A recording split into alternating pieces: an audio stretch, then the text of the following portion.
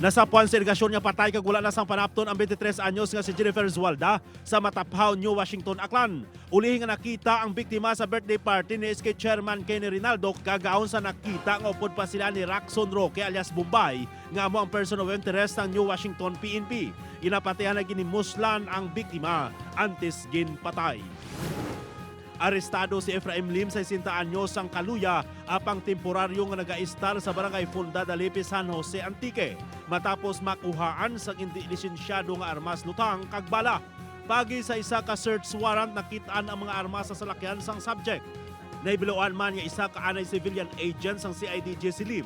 Tiyo man ini sang alkalde kag bisa alkalde sang Banwa sang Kaluya.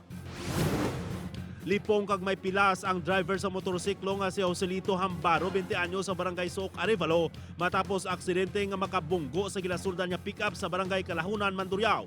Wala naman mapilasan ang duwa sini kaangkas. Nagasunod sa garbage truck ang motorsiklo kang nag-overtake tungod kay madulom wala makita ang gilasundan niya pick-up. Ginapaso ni Lunsay na kainom ang sakay sang motorsiklo.